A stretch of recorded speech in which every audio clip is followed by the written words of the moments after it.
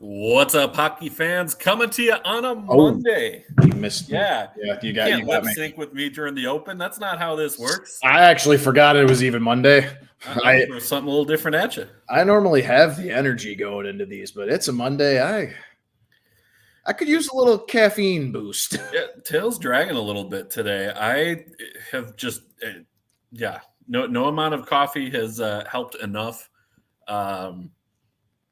I drink the V8 energies. I don't know if you've ever had those, but they're decent. All right, back up.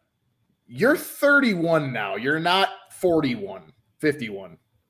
I just got real ageist right there. Yeah, a little bit. Sorry.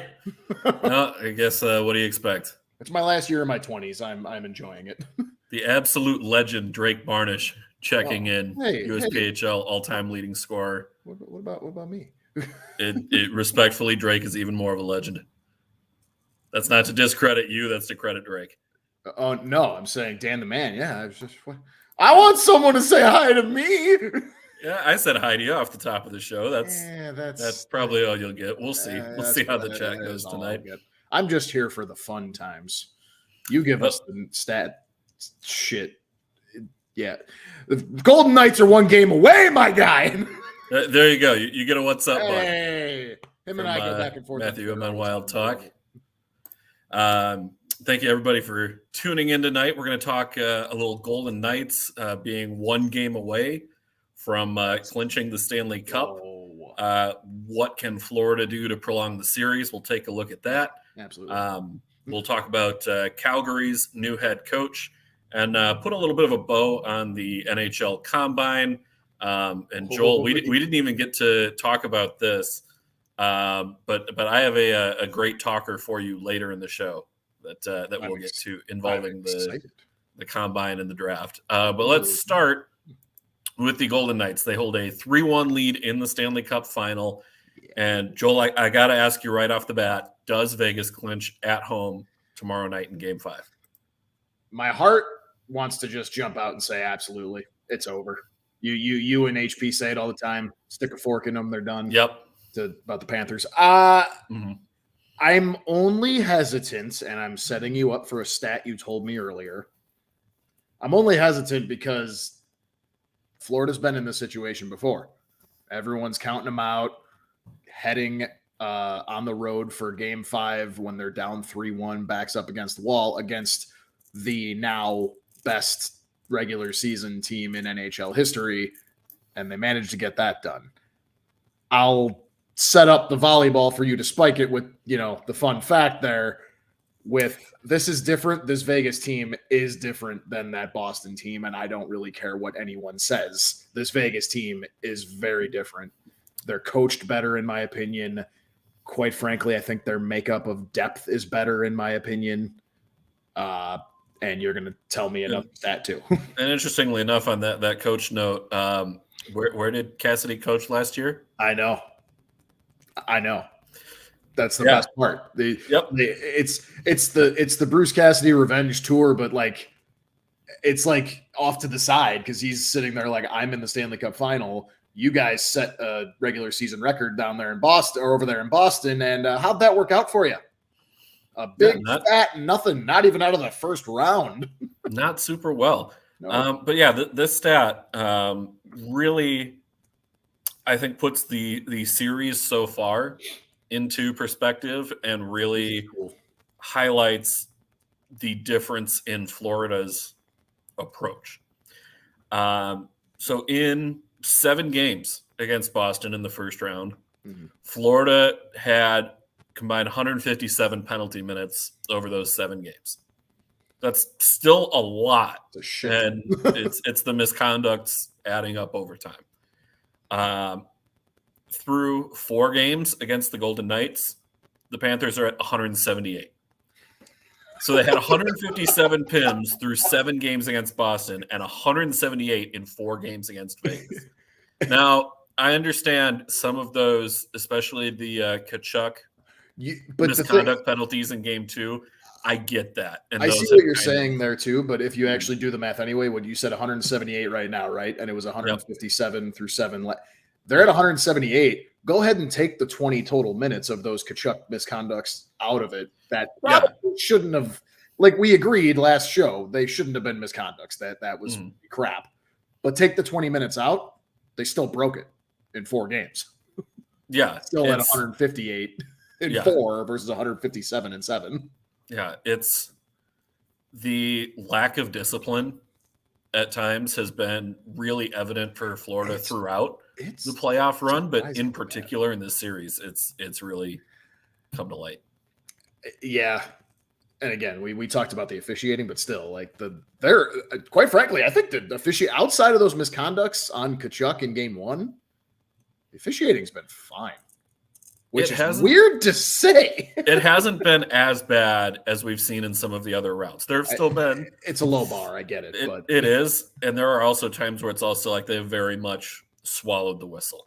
You know, you get to the last 5 minutes of the game, especially I think game 4 with Florida trailing by a goal. I've given up on understanding when it is and when it isn't a cross check in front of the net as a defensive player is clearing someone out at any point in the game, but in particular in the last 5. Is this the Radko Gudas? No, because that one was pretty blatant. I know, like Gudas's was he got dumped in the corner. The penalty was called, but I don't think he realized the penalty was called. Skated into the crease or into the slot, rather. Yeah, he skated up ahead of the slot. That one, no one else was around either. The puck wasn't anywhere to be found. Okay, you're talking about a different one. Yeah, I'm talking about Vegas clearing out Florida players who are trying to set up position in front of Maiden Hill. Oh, okay. Well, yeah, that's fair. Again, we've talked about the officiating, but even with that stat, they're still well into catching their 7-game total in the Boston series already in 4 games here. White Cloud. Yes, that's right. I know what you're talking about. Yeah, I mean, I get it. But yeah, I mean that's a huge stat. I heard the other night while watching game 4, what is it? In this series alone, Vegas has 6 power play goals, I believe it is. Yeah. Yeah. And that was actually it stayed at 6 that night. Yeah, so they have 6 power play goals in the series already in 4 games. That's granted they put up 7 in game 2, but still, they lit up the scoreboard. But still, 6 power play goals in 4 games. Yeah, you're asking to be down 3-1. Hell, quite frankly, you're probably lucky you didn't get swept. Florida has allowed 21 power play goals total in the playoffs. So that's 15 total through their previous 3 rounds. And they're at 6. So that's roughly 5 per round. You had a 7-gamer and a 5-gamer and a sweep. Yeah, it's a recipe for disaster. Yeah. And we could talk about it too. I think the difference here too is that Boston series, they had a healthy Matthew Tkachuk. Matthew Tkachuk is basically on one leg, or not on one leg, on one arm, basically, right? Like he's kind of, yeah. In fact, there are reports, Greg Wyshynski of ESPN reporting that Matthew Tkachuk's status is in question, won't be revealed until Tuesday. That's ahead of game 5. I think that's some gamesmanship. He'll play, but I would be stunned if he is out of the lineup, barring his arm falling off. Right. Hockey players are a different breed. Oh yeah, we've said it all playoffs. Tkachuk is built different too. Yeah, whether you're on the side, whether you're on the one side of, let's glorify them for going out there and killing themselves, or you're on the other side of like, let's not glorify them, or if you're right down the middle of it, like pretty much you and I are, which that is allowed, by the way. You can be in the middle. He's gonna play. That's just gamesmanship. They got to do whatever the hell they can on and off the ice to escape Vegas in Game 5 with a win. But yeah, I mean that's the biggest thing with Matthew Tkachuk way below 100%. That already is the big difference, and I get it. You got all everyone else like Sasha Barkov. He finally gets a point in the Stanley Cup Final series so far. Yeah, he has been silenced. Yeah, in this series, which is totally unlike him. But he finally gets his first point in the form of a goal that, again, it is what it is. Carter Verhaeghe, like, you got the guys that can make a bit of a difference, but if Matthew Tkachuk is not healthy, that's the difference. And I think ultimately that I think it is the downfall. I do think that the Golden Knights can win tomorrow night. I'm not going to jump out at you and, hammer it down. It's happening. I'm definitely in the 80% sure, though. I think that Vegas on home ice, able to clinch the cup, first in history.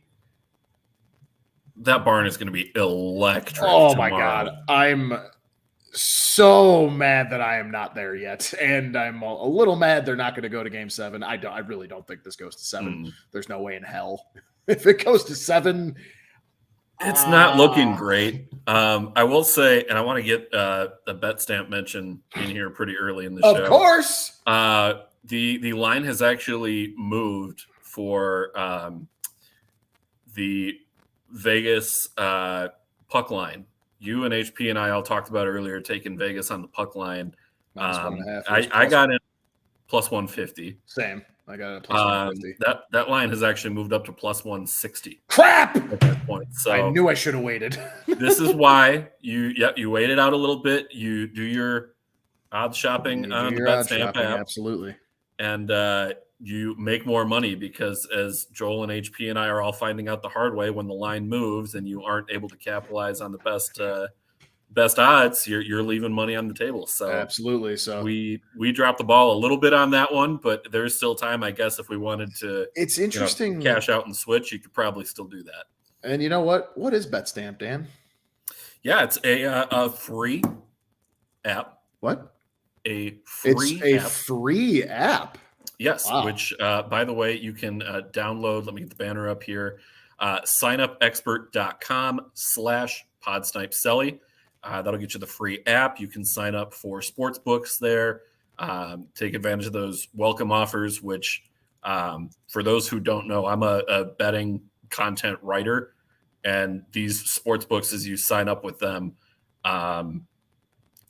tons of generous welcome bonuses along the way. Oh, yes. It's amazing. They're personal favorite virtually giving away money early on. Yeah.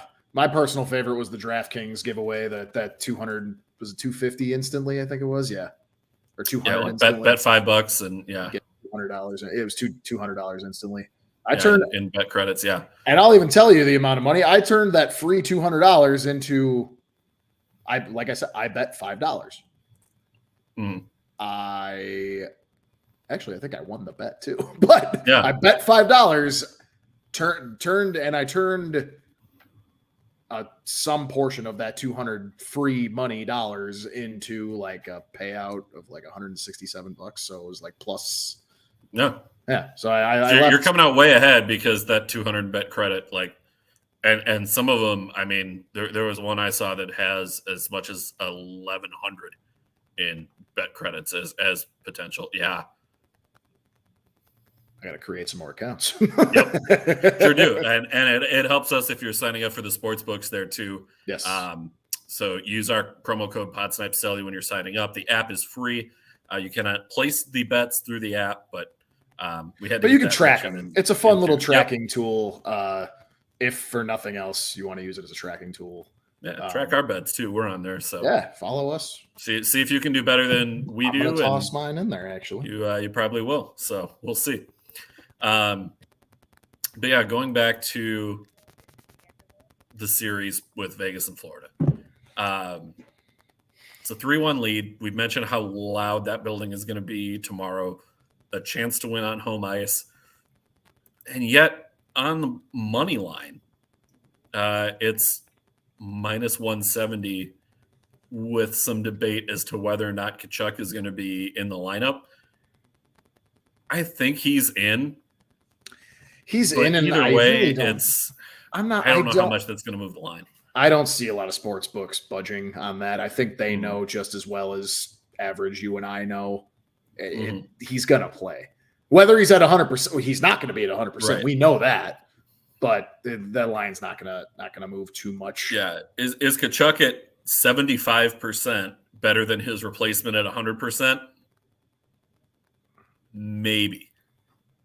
It depends on who the replacement is, but which makes me wonder. I need to see who Florida has scratched at this point, who, if for some reason he's unable to go, who slots into that lineup. I'd be interested. I mean,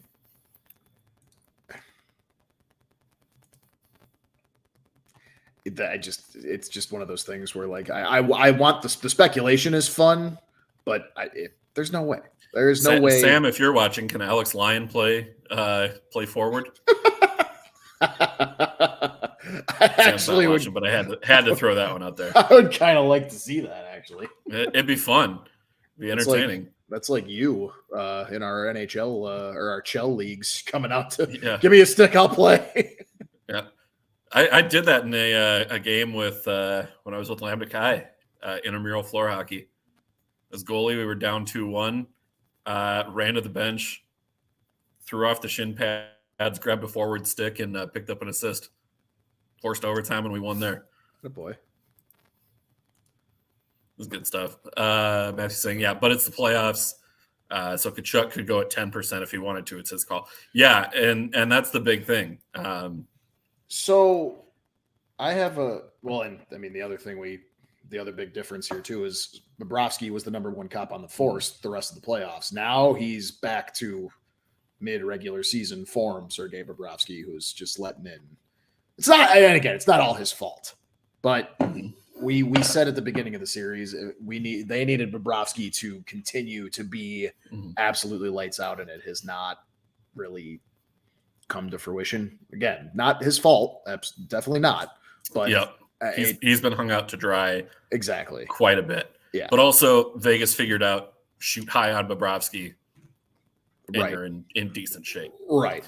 And so that in mind, I guess I should ask this now because it's going to tie into your point. What can Florida do to extend the series?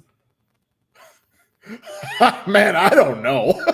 I at this point, and again, I'm usually not full on just, it's over. I'm never usually like where I said UNHP or stick a fork in them. I'm usually never that. You jump quick. On that one quick. This time though, just look, you and I have watched every single games 1 through 4 already. It just, Vegas just is just this juggernaut that just comes out of the gate. And if they slip up, sure. Tie game. Obviously they lost in overtime in game 3, but it's so rare. And I guess if I really had to, you put me on the spot to answer something. If Florida can, if Florida's coaching staff, let's just get away from the players first. If Florida's coaching staff can figure out a way to break through the absolute Berlin Wall that is Vegas's defense, then yeah, maybe. Matthew's saying Barkov showing up tomorrow, they'll take it back to Florida. I honestly, even if Barkov shows up, I'm still really worried about Florida, even if Barkov shows up, which he does need to show up. Yeah, he showed up last game, and it meant nothing anyway. And the other thing, too, is the opposite end. Aiden Hill, man. And this is going to bring up a fun little point I'm going to bring to you in a second. But he's been lights out. He and you are usually the cap-friendly guy. Can you look up something for me? Absolutely. What is Aiden Hill's cap hit right now? You know what? That is such a good question that it actually doesn't quite show up on Cap Friendly because they've rolled over to next season. That's fine. It's fine. So it's mostly general. Need to load up another page here. What is he making right now? Yeah. Okay. So his cap hit for this season was $2.175 million. Okay. So Aiden Hill is playing, and this is another thing I want to bring to you. It's going to be a fun little game. Aiden Hill is a Conn Smythe favorite right now. Goalies never end up getting it, I know, for the most part, but last comment was a lot of opium. I love it. Oh, no. Aiden Hill at, what'd you say, 2.7? Yeah, 2.75 mil. 2.75. 2.175. Excuse me, yes. So 2.175. So just over 2 mil is outplaying the $10 million a year goalie. That's one of the biggest differences. And here's the thing: if Florida can make Adin Hill somehow look like what he was earlier in the year, a third stringer. Yeah, but again, these are all I'm just taking long shots. It's not stuff like that. It's just not going to happen. Adin Hill is out of his mind right now, and he's not going to stop until he's hoisting that Stanley Cup over his head. Yeah, we talked about it earlier that how much of it is the goaltending play for Vegas and how much of it is the defensive system in front of them, where they've been able to go from Robin Leonard to Logan Thompson to Laurent Brossoit to Jonathan Quick to Adin Hill. All of those goalies have played for Vegas this year. All of them have a winning record with Vegas. Yeah. Oh, absolutely. Part of it is inherently the environment, the systems that they're playing. Yeah, you know what they did? They took they copied the blueprints of Colorado. Yeah, but Hill has still looked good. That's the thing. He's made my God, by far, he probably, if you're going to have saves of the year, including regular season and playoffs, he made one with his in game one. Exactly. Yeah. And he had a couple in this last game in game 4. Like, there's so many different highlights rolling through my mind of Adin Hill's saves. It's a combo of both. But that's where I get to this fun little question I have for you. This comes from two of our favorites, Mark Lazarus on the Athletic podcast I was listening to, the Athletic Hockey podcast. He brought up, and I think we both agree, if, and most likely when, he doesn't re-sign with Vegas since he's a UFA, that man's going to get paid because of this performance. Set himself up for a nice contract. Some, if not all of us, and I do mean this respectfully, he's going to get overpaid. If he goes anywhere else, if he doesn't stay in Vegas, he's getting overpaid. But here's the thing: is 27 right now, so he's kind of just entering the prime of his career. He's 27. Yeah, he's been a backup for a couple of years now. This to me feels very similar to the run that Devin Dubnyk went on with the Minnesota Wild a few years ago, where he just had a 3-month heater and got paid off of that. And then a couple years later, it was like, oh, that contract did not age I got one better for you. Give me something similar. And I think, and this is what Lazarus brought up, and I totally agree. This could very well happen. Is Adin Hill going to be the next Antiniemi? That's another very good example. Yeah, of course he does all the Hawks writing, so of course he brings it up, but he mentions it, and I had to pause the podcast because I'm like, hold on, wait a minute. That's a really good comparison. Because now that's obviously, does he go on if he stays with Vegas or if he leaves? If he leaves and he goes on to just continue to be really good, he's not Antiniemi then. Because Antiniemi had the lights out 2010 playoffs for us, arguably could have won the Conn Smythe that year. And then after that, we had to shed. I got a fun fact for you about that too. We had to get, he goes to the Sharks, and then he's just a guy. He was a little more than just a guy with the Sharks. He was not anything like his playoff performance in 2010. He never hit that level again. Third in the Vezina voting in 2013. Okay, that's fine. But he's still never 11th in the Hart voting, third in the Vezina, and he was an All-Star. Okay, that's 1 year. He was also younger that playoffs than Adin Hill, I believe. I think he was only 24. In the Chicago run? Yeah, in the Chicago run of the Cup, he was 26. So was he 26? Okay. Yeah, so he was a year younger than. Fun fact about that I learned when they brought it up too. It came to fruition that actually the Sharks offer sheeted Nicholas Hjalmarsson that same offseason. And so then it became, okay, well, who do we give up? Our Stanley Cup winning goaltender or Nicholas Hjalmarsson? They chose correct. They chose correctly. They made the right call. Especially with Corey Crawford in the wings. They made the right call. But anyway, I wanted to bring that into Guile saying pending an injury should be game over tomorrow night. Florida would need to step up their offense to put points up early and fast to have a chance. Yeah, it will be if Florida can get a goal in the first 5 to 10 minutes and carry a lead into the locker room at the first intermission, they've got a shot. If it is tied or Vegas is ahead, it's going to be a mountain to climb. It's Vegas right now. This series is 3-0 when they've scored first, right? They didn't score first in game 3, right? I believe you're correct. I think so. Let me go back and check the stats on that one. Check my stats. I will. That's going off memory. It's loading. It was Thursday. Box score. Correct. Florida scored first in game 3. Yep. So there you go. Yeah. I mean, if you didn't just hide an answer in our little chat right there, I'm curious what your answer is, because I really, other than my long shots and maybe other than the whole coaching answer, I don't have one for you, to be honest with you. Yeah, not taking penalties is a very good start. Yeah, that's kind of like, that's kind of like. That's a chalk answer. Yeah. I think part of it comes from their neutral zone play. I think Vegas has done a very good job of keeping Florida from attacking with speed. Everybody's getting contact of some kind when they get to the far side blue line on a zone entry. Mm-hmm. I think Vegas's play through the middle of the ice has really slowed down what was a dynamic Florida rush through the first few games. Or I should say through the first few rounds of the playoffs this year.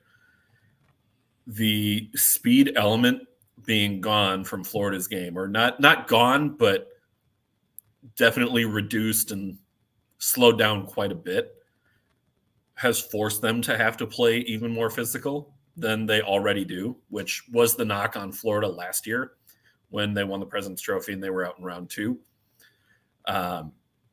It was that they didn't have enough sandpaper in the lineup, enough grit, enough physicality to beat through against some of those more physical teams.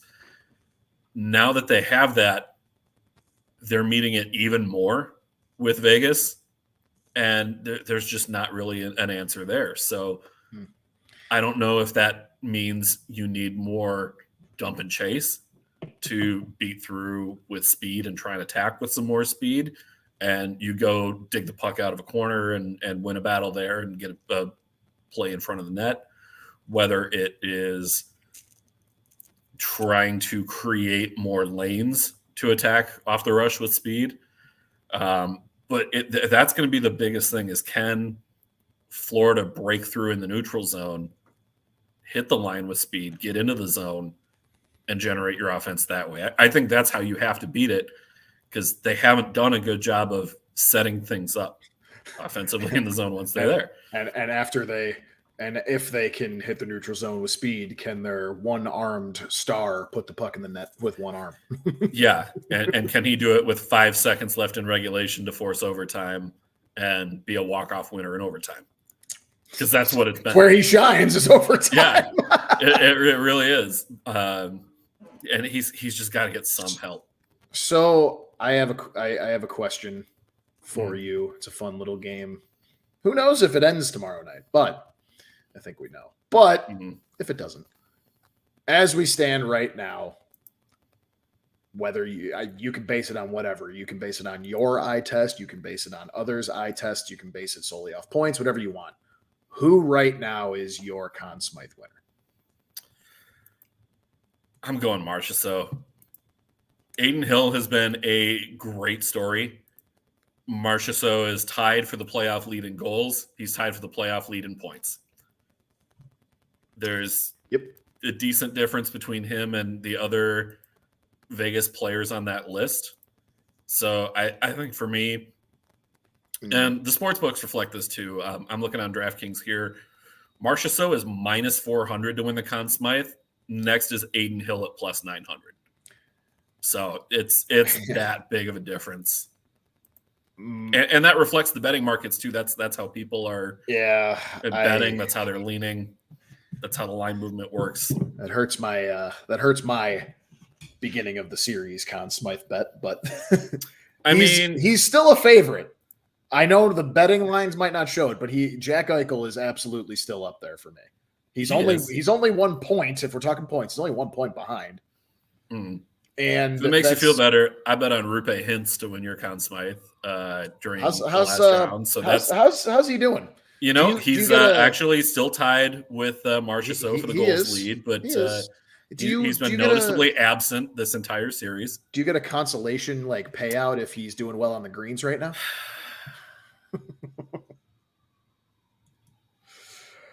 I'm still mad about it. I mean, I really thought, and I guess here's the thing. My heart, because I have the bet on Jack Eichel, says Jack Eichel can still do it. He's gonna. I think to at least be in the conversation, he's gonna have to at least tie Marchessault in points. The point I'll give, and this is why I kind of tried to coax you into points aside or not. From what I've seen, and I think from what a lot of others have seen too, I heard this on a podcast today as well. Jack Eichel is 1 point behind him. Obviously, he's many goals behind him. 7 back. 7 back, right? But it's Jack Eichel's play for the most part that has really led and helped Marchessault to get all those goals and to be where he is. Now, would he still be there anyway? I'm not taking it away from Marchessault whatsoever. I would probably pick Marchessault right now if you had to bet your life savings right now on somebody. I'm betting Marchessault. How many times has Marchessault scored and we said, what a pass from Eichel that basically just let him tap it into the net? Right. Eichel has been, to me, the best all-around player all playoffs for Vegas, not just this series. Gets hurt a little bit, comes back, obviously. There's that game 3, I think it was. I think it was game 3 that he got hurt and then came back in the second, late in the second. Yeah. So I really want to just keep riding with Eichel. He was my bet. I want to ride with it. But would I be surprised if Marchessault takes it? Absolutely not. Would I be? Should Aiden Hill probably get it? Probably. I would hear more of an argument for Hill. I think just because of a goaltender being on the ice 60 minutes versus Eichel being on for 18 to 20. I would hear that argument. I cannot put Aiden Hill ahead of Marchessault right now, and the big difference for me, and this is the difference between Marchessault and Eichel, 3 game-winning goals for Marchessault, none for Eichel. And even if Eichel ends up scoring a game-winning goal tomorrow night, voting will have closed off before that. It closes, I believe, at the start of the third period. All right, Eichel, I need a hat trick tomorrow. Let's go. First period hat trick. Yep, natural hattie in the first or the second. Hill shouldn't get it. All right, I think that's got to be over Marchessault. Let us know if that's just Hill shouldn't get it over Marchessault or at all. So here's the thing: if it shouldn't get it at all, no, you're wrong. But will he?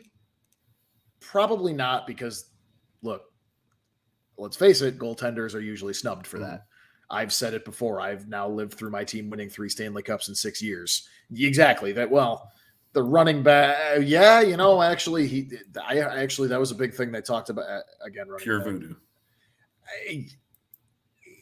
I heard a little bit of talking in a podcast, in that same athletic podcast I listened to today, and they were saying, they said exactly that. I wonder if you listened to it. Are they becoming the running backs, but of the NHL? And it in a way, which is weird because that is one of the most important positions in sports behind goaltender, behind obviously quarterback and a couple others. But look,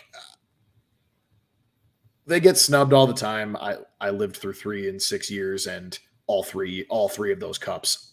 Team has won a cup, brag. Not even that wasn't even supposed to be a brag. Yeah, and you know me, I'll brag if I'm going to brag. But I'm saying I've seen 3 of them, and all 3 of them. You mean to tell me you wouldn't take advantage of an opportunity to bring up the Hawks Cups? Damn right. We are. We are an NHL show, but we are at heart also a Chicago and Minnesota show at the same time. Yeah, there's definitely a Midwest hockey focus to the show. Damn right, as there should be, and actually tease for the offseason. You'll get a lot of that in the offseason. You will. No, that. And I'm not just saying that because we picked first overall. Yeah, but Matthew did say, by the way, over Eichel. Okay. So yeah, that's fair. Absolutely. And Guile saying here too. I think Florida scoring early. Yeah. Or first throws Vegas off to push harder, make the basic mistake. Yeah. I disagree though. I even think if Florida scores first, Vegas isn't going to falter. I think the confidence they have running right now, I'm not even talking momentum, just the confidence they have running right now with how defensively sound they know they are. And if they're going to break defensively, they have Aiden Hill playing out of his mind to bail them out if they do. I don't think going up 1-0 is going to scare them at all. Okay. Agree or disagree with this one? Okay. The first team to score 2 goals wins the game.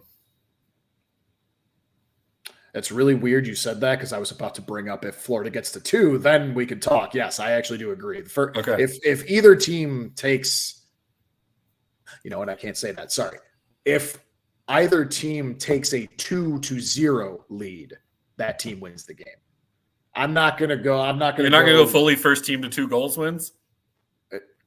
Well, yeah, first team to 2 goals. I'm saying though, just any team with a 2-goal lead. I'm saying like if Florida's up 3-1 in the middle of the second or something, no, yeah. I'm not saying Florida wins. Or even if Vegas is up 3-1 in the middle of the second, I'm not going to. I'm a little more convinced that they're probably going to win, but I'm not going to fully bet on it. First to 2, absolutely, I agree. What about you? Well, I'm a little confused on your point there because if Vegas is up 3-1, they would have been the first team to score 2 goals. So that's not true. Yeah, because if the other team is only at 1. Well, no, I'm saying the first team to get to. Yeah. Team. I'm saying the first team to score 2 goals. Yeah. Yeah. Yeah. Without the other team scoring any. No, I'm saying period. The first team to score 2 goals. So if Vegas goes up 2-1 in the game, they are the first team to 2 goals. Oh, I misunderstood you. Okay. Yeah. I'm not the first team to have a 2-goal lead. The first team to score 2 goals. I'm reading that as the first team to get to 2 goals, but they do it consecutively. No. Like if someone goes up 2-0. I'm saying the first team period to score 2 goals will win tomorrow night. Agree or disagree? I disagree with that. Okay. I disagree with that. Okay. I'll lean heavier more towards the first team with a 2-goal lead. And that's fair because Vegas has had a 2-goal lead in each of their wins. When you have a shutdown of a defense as they do, that the worst lead in hockey goes out the door. Yeah. Which, by the way, the so-called worst lead in hockey, if I can get the words out, it roughly a 2-goal lead, a team with a 2-goal lead still wins roughly 67% of the time. Oh, I know. It's like 2 out of 3. Yeah, it's the age-old adage though. Like, 2-0. That's you have a chance. Yeah, like this is a game. Yeah, okay. Well, most of the time, but you know what I'd rather have than a 1-goal lead. I'd rather have a 2-goal lead. You know what I'd rather have than a 2-goal lead? A 3-goal lead. A 7-goal lead. Yeah, I would much rather have that than a 2-goal lead. Yeah, but Vegas isn't scoring 7 again. To put a bow on the Aiden Hill thing, like, my point, I wasn't bragging about the cups that time, at least. I was saying that every single one of those cups, the goalie probably, Niemi and then Crawford twice, should have absolutely, most likely been the Conn Smythe winner. Crawford didn't get one, did he? No, he didn't get any. Yeah. He probably should. Absolutely. No, here. He absolutely should have in 2013, and Patrick Kane, who won it, said he should have. Yeah. I knew Kane had one. Duncan Keith getting it in 2015, I get. I mean, he played like 60 minutes a night. You want the ace in your pocket, 3 in your hand. Yep. That's fair. Oh, man. All I know is I'm going to Vegas. I fly there this coming Sunday. If they win it tomorrow night, don't worry, they will still be partying there Sunday. They will still be. The parade I will probably miss because if they win tomorrow night, I'm sure the parade will be like they'll probably do it like Friday or Saturday. Exactly. But that's fine. I'll still get to party with them anyway. Yeah. We do have a couple more things that we got to get to here before we wrap up the show tonight. The Calgary Flames have promoted assistant coach Ryan Huska to the head coach role. So he will take over for Daryl Sutter behind the bench. Calgary, a train wreck this year. And it's got to be speaking of Florida, and I was going to say it's got to be really tough for them to have seen Matthew Tkachuk's run through these playoffs, and we've rehashed over the last couple of weeks as well how bad things got in to quote in Calgary this year. To quote the great Taylor Swift, "Play stupid games, win stupid prizes." Mm-hmm. Yes, I'm a Swiftie. What of it? And to quote Taylor Swift in regards to Daryl Sutter, "It's me. Hi, I'm the problem. It's me." I'm glad you said. I'm glad you said that because remember you and I in college how much we, as obviously I saw Daryl Sutter quite a bit with our friggin' wars with the Kings, but remember you and I would talk about how much we loved Daryl Sutter because he was funny at the podium and he was for the most part during the 2010s he was pretty funny. Like he's a good coach, obviously. I think somewhere maybe I'd say in the last 3 years, I started to think about this. And then this year really nailed it down for me. He just became so old boys club to me that he seemed burnt out. Yeah. It was like a combo of burnt out and like, you don't want to evolve. You're stuck in your old ways type of thing, which I never noticed that back when he was with the Kings or even who did he go to after the Kings? I forget. Wasn't he straight from the Kings to Calgary? No, Calgary? Was he? I thought he was. Maybe he was. I thought he had a team in between there. Let me check. Because I thought I remember it being very crazy that oh, you're right. He was with San Jose. That's it. Well, wait, no, that was no. Oh wait, no, not San Jose. No, I really thought he was an advisor with Anaheim, but he was not the head coach there. But he went from the Kings, left the Kings, was with the Ducks for a hot second, and then to his second stint in Calgary. Oh, okay, so maybe that whole Ducks thing, I thought maybe he was okay. Never mind then. But either way, yeah, I just every press conference, which Calgary had a rough season, so there wasn't much to be happy about anyway, but. I don't know. He just rubbed me the wrong way, which never happened. He was usually pretty, loosey-goosey. But this... Yeah, I think he connected better with the players in LA than he did with Calgary. It seemed like he never really that happens when you win the 2 locker cups. room. That happens when you win 2 cups with those teams. Winning solves a lot of problems. It doesn't solve everything, but it solves a lot of problems. It's a lot happier in that locker room when you're winning. Yeah. But as for Ryan Huska, who will be taking over, he has a pretty good coaching career. Took the Windsor Spitfires to the 2009 Memorial Cup Final. He was a head coach with the Adirondack Flames in the AHL, and then was promoted. He stayed on as coach when they moved to become the Stockton Heat, promoted to assistant coach in 2018. So now he's been with that organization for a long time. I'm a little surprised to see that Calgary stayed internal for their head coach. I'm also a little surprised if they didn't consider Todd Nelson with Hershey, who has a commanding 2-0 lead in the Calder Cup Final. They have not allowed Coachella to score a goal through 2 games. Wait, what? Coachella? Yeah. The Coachella Valley Firebirds. Like the concert? Yeah. Oh, never actually knew about that. Yeah, they're Seattle's AHL affiliate, and they're just a wagon this year, but Hershey has the answer. You know what? You went down a league, so I'm going to go down a league too because you just said Seattle. The Seattle Thunderbirds with the Memorial Cup, led by 3 of the top prospects in our system. Kevin Korchinski, Colton Dock. Oh, God, what's the other guy's name? He's really good, too. It's slipping my mind. Matthew's saying that's Minnesota's next coach, the Hershey coach. The Hershey coach. Oh. If they get rid of Dino, yes, but also I wonder if Nelson's going to have a job before then. If not, I'm 100% with you, and I would want Todd Nelson in Minnesota. I'm finding it now because it's going to bug me that I forgot his name. For Seattle? Yeah. So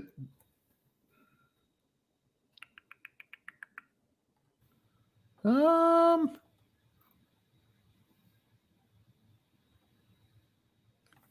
well, that's 20. Yeah, that's not the right thing. Here we go.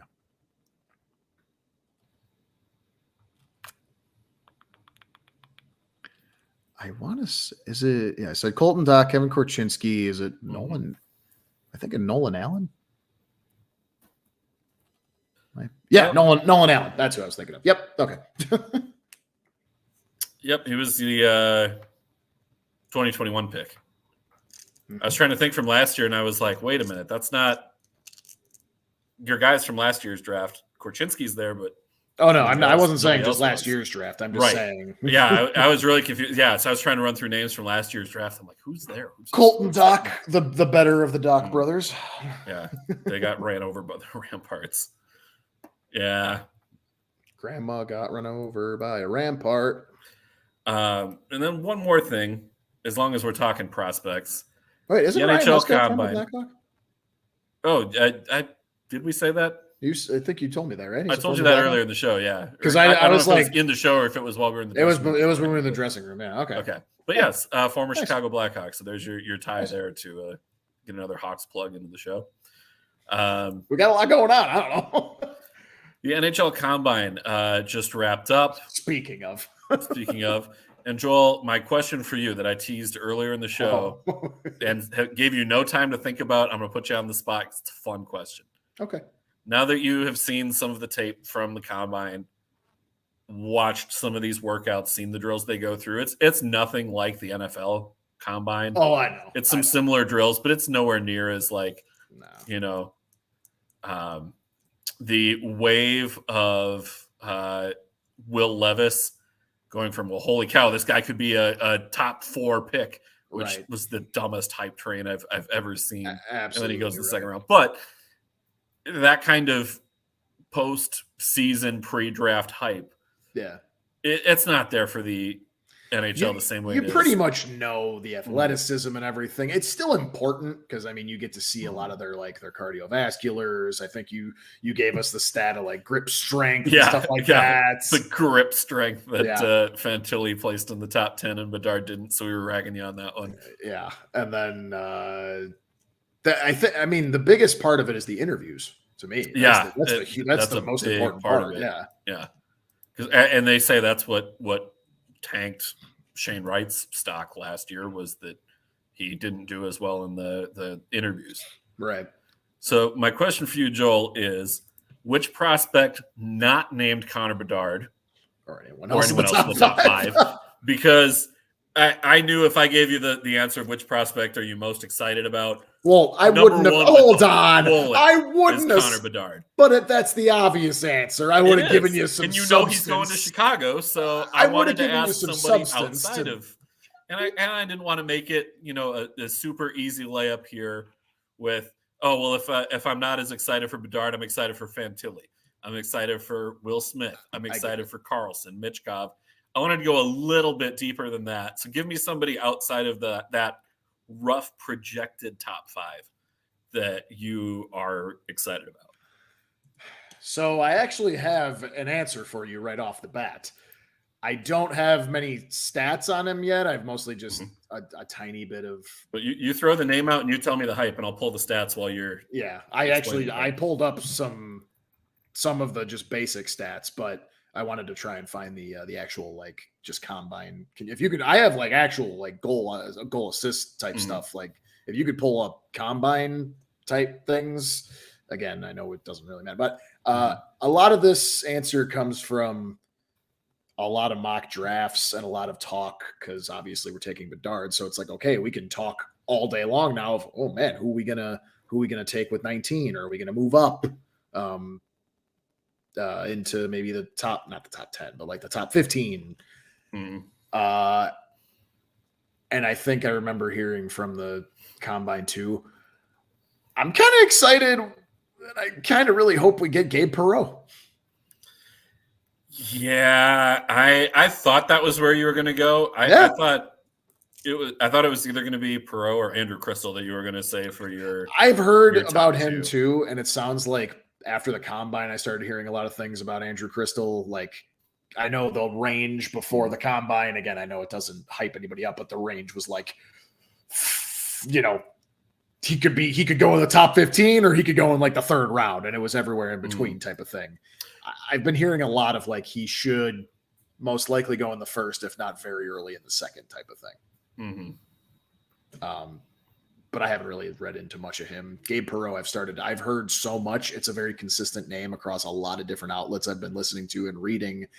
So I started reading up a tiny bit more. I need to read up more, but I think out of everyone else outside the top 5, that's who I'm most excited to see. I'm wondering if you're saying that because one, that the Hawks did in fact meet with Gabe Perreault. They did. That was one of the combine things. Yes. Also, that his father, Yannick Perreault, he is a player development coach with the Blackhawks. Yes, he is. There is a lot of steam that Perreault to Chicago. I see it. It makes a lot of sense to me. My thing now, and we can elaborate more on this in our pre-draft show, which, my friend, is in 2 weeks. Yep, coming up just around the corner. June 27th. Mm-hmm. That's our show. The draft is obviously the 28th. For anyone who doesn't know that. But yeah, there's a lot of steam there, and I don't know. I'm starting to think this is the tease here. I'm starting to think we might not get him at 19. We might have to move up if we want him. I don't know how far. I don't think we'd have to go too far, but I'm getting a little nervous there. At first, a lot of the mock drafts I'd seen, 19 was pretty solidified. Like, okay, I think you could do it. I think you could get him here. I think you got to get closer to about 12. That's what I'm starting to see. Is where you're going to need to get to. And maybe to your point, that's what scares me more, because before that, it was, if not at 19, maybe try to get up to like 15, and I think you could do it. You saying now you might want to approach 12 is exactly. And today, I think, was it today? I thought I saw someone's mock draft today had him at 8, and I'm like, crap. The Praman and Wheeler duo mock draft was that as Perreault at 9 to the Red Wings. No, it was 9. I'm sorry. That's it. Yes, that was the one. Which it would not surprise me if he's. No, not to Detroit. I'm excited to see him, even if he's a Hawk or not, but not to Detroit or St. Louis. Not Detroit or St. Louis, please. Well, that would be really interesting because Detroit has 9 and St. Louis has 10. So if he ends up in that range, and it's not like we could trade with either of those teams. Well, we could trade with Detroit. They're not even in the You conference. could. To the best of my knowledge, the only teams outside of Seattle, because they haven't been around long enough, and I'm going to exclude Vegas from this too. The only 2 teams that I know of off the top of my head that haven't traded with each other, the New Jersey Devils and the New York Rangers. Those 2 teams have never made a trade with each other. Wait, so you're telling me Montreal and Boston have traded with each other before? Oh, yeah. Oh, okay. But yeah, nothing for the Rangers and the we got Jack checking in here late in the show. No trades between the Rangers and the Devils. We got a couple more names out here. Matthew saying Oliver Moore and Zach Benson. Oliver Moore sounds familiar. Yeah, 2 really solid prospects. For me, it's been Braden Yeager is the guy that I have wanted from Minnesota further down the board. But I'm coming around on a lot of these guys and like, well, it's such a deep class that whoever is going to be there when the Wild pick at 21, I can be happy with whoever they take. Somebody on Minnesota Wild Twitter the other day posted, what position do you want to prioritize at the draft, or what position should they take? And I don't think they necessarily need to focus on a position in the first round. Ideally, center. I think the organization, as I've talked about on the show, has always lacked center depth. If you can go get a good center, go get a good center. But if you go out and you go get a winger, or you have a defenseman who is there that you really like, if Axel Sandin Palika, if he falls down the board, sure, take a stab on the guy that you trust. Yeah. I fully trust the Wild draft room. Judd Brackett is an absolute wizard, so I have zero reservations about whatever he decides to do. Matthews with me. Best player available round one, center, and a right-handed defenseman.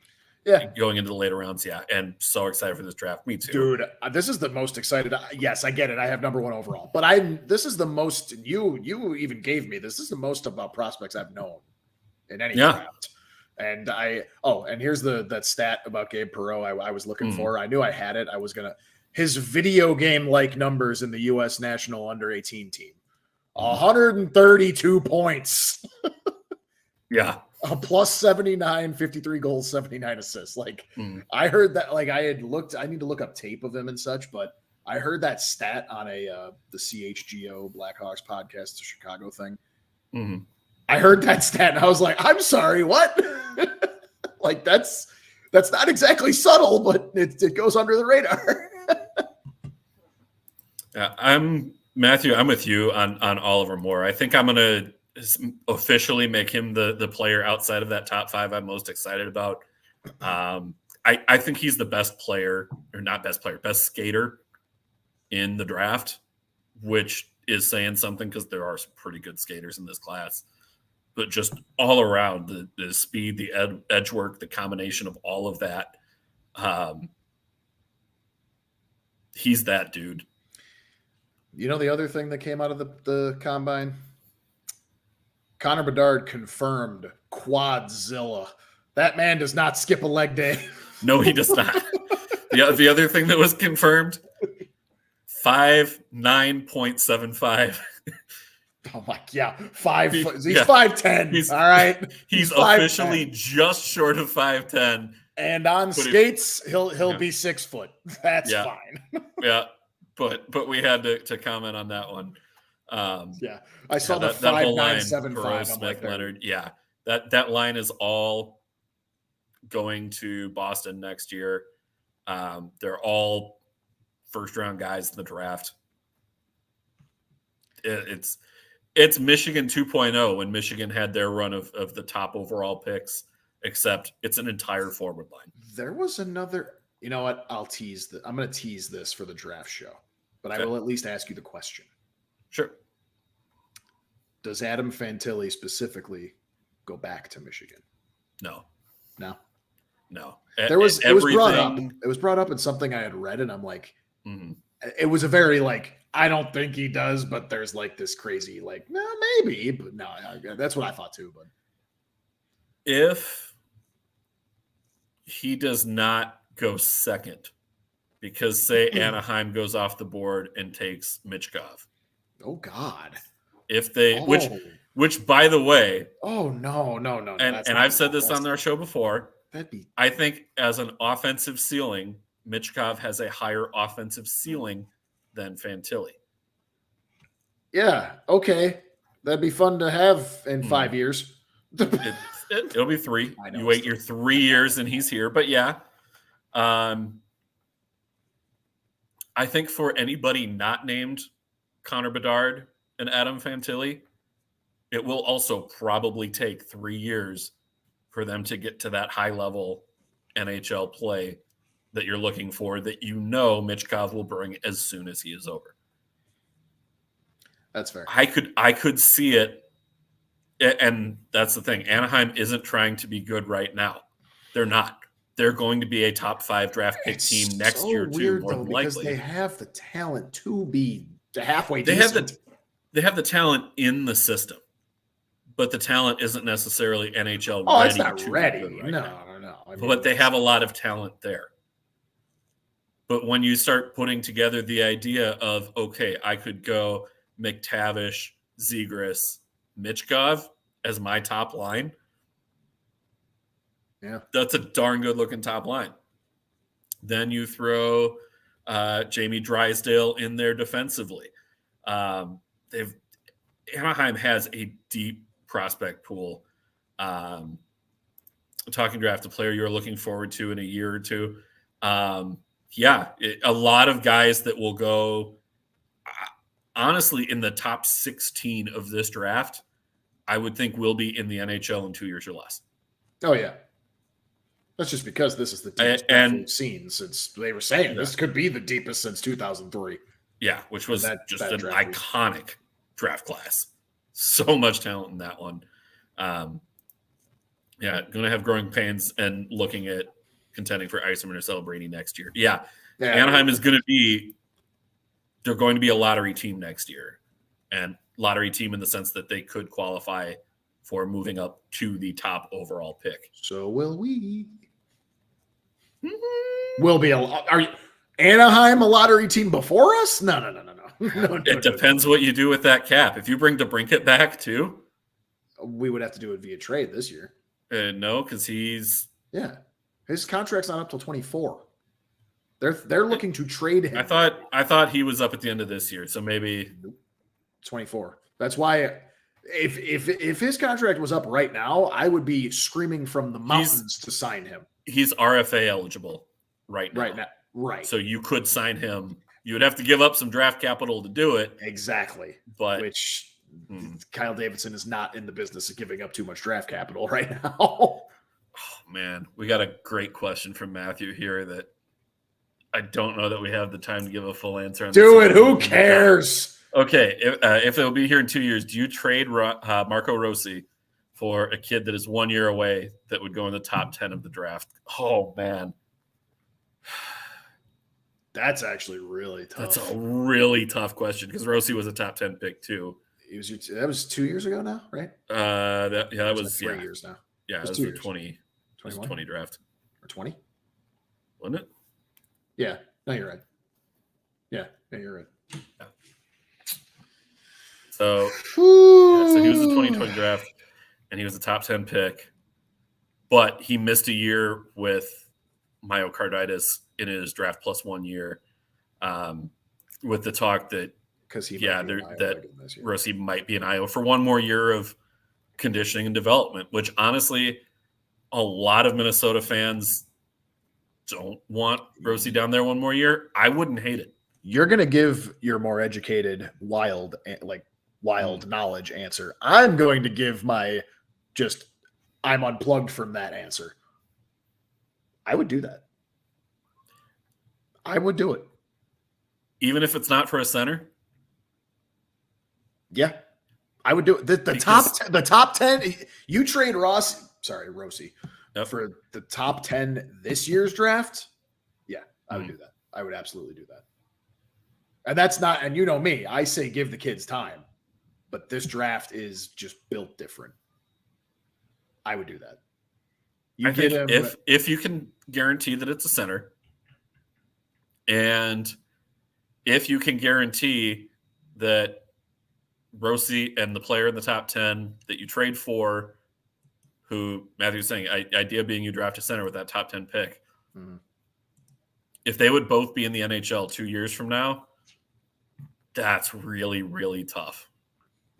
Like, let's say you could get, let's say you can get 8th overall from Washington. And you could get center, right? Dalibor Dvorsky. Dvorsky you could throw in there.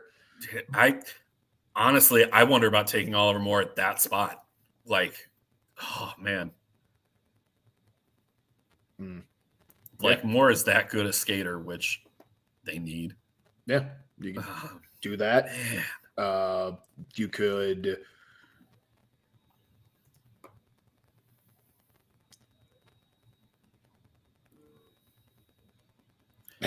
you get into 8 if you decide to not take center, you could take Gabe Burrow. Oh man, can you imagine him on the opposite wing of Kaprizov or Boldy? I don't want to. I want him on the opposite wing of one Connor Bedard. That's what I want. That's what I want. Guile asking, what would you think if the draft went into a skills competition along with the stats? I would love that. I would love for them to have some sort of more intense on ice capacity than what they do. They do pretty much all dry land stuff for the combine. They don't do a whole lot of on ice. I don't think they do anything on ice. It's actually for the combine. funny. So it's funny you mentioned it too. The Blackhawks just announced that this year, for the first time ever, their prospect camp will be all off ice. There won't be any on ice stuff. And I think a lot of teams are starting to move to that too. That's what the preseason's for. Yeah. So yeah, I would like to see a skills competition. I would like to see anything more on ice. I want to see, maybe we have players do how fast can you do a lap? It's the equivalent of the 40-yard dash at the NHL or at the NFL combine. Actually, do a fastest lap. That made me realize I watched because I was getting all the videos of like all the Hawks guys were like tweeting out Bedard's like combine videos. Have you seen the weight they use in the bench press? I didn't know they even did the bench press.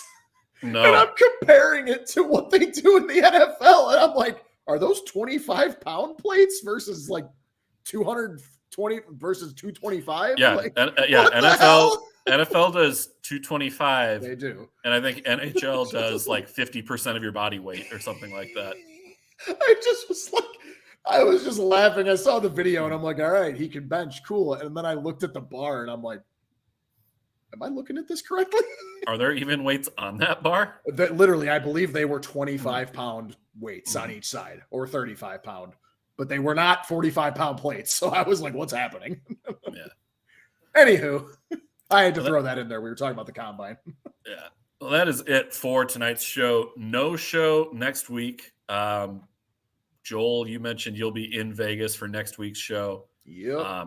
So no show. We're taking the week off, letting Joel enjoy some vacation in the home city of the future Cup champion Vegas Golden Knights. I'm going to go drink from the Stanley Cup while it's there. And if for some crazy divine intervention reason we get to a Game 7, somehow I will come to you live via the Pod Snipe Celly Twitter a la Kevin Weeksy style. Hey out there, all you hockey fans. All you Pod Snipe Celly fans, and just my balding head in the view behind a slot machine where I just lost like $60. I love Kevin Weeks so much. So no show next week. We will do our mock draft show June 27th, 8 p.m. Mark it on your calendars. Bring your questions. Bring your friends. Bring a beverage of your choosing to enjoy. That will be a longer show. We will budget as well. More time for that show because it's going to take a while to go through the picks. We aren't constrained by any time restraints. Not for that. I ran out of words to talk about restrain. I'm at this point. I'm at the tired stage where I think I might be drunk. Spoiler alert! With the first overall pick in the 2023 Pod Snipe Celly mock draft, Joel Fernino and the Chicago Blackhawks select Bismack Biyombo, center from the Democratic Republic of the Congo. Hey, that dude is a big center. We got him. He's massive. How can you not like him? He's 6'11" with a 7'5" wingspan. Hey, have fun getting past that. Yeah, good luck. He makes Chara look small. Yeah, he's going to have a 115 mile per hour slap shot. Yeah, why would you not draft a player who doesn't know his own age? Yeah. That's a bit of a narrow casting joke. You just spoiled my first overall pick in the mock draft. Thanks, Dan. Do you not know what a tease is, man? Come on. Spoiler alert. Anybody who didn't want to know should have shut it off. So see where you gave him 5 seconds. See where Connor Bedard falls in our mock draft now that we know he's not going number 1. Spoiler alert, he goes 10th overall to this. Oh God, I just wanted to throw up making that joke. Oh God, I forgot they were at 10 and I wanted to throw up. End the show, please. I might Yeah, puke. we'll hang him up. He's Joel. No. He's gonna go barf. I'm Dan. I'm gonna go post this episode. Enjoy the rest of your night, everybody.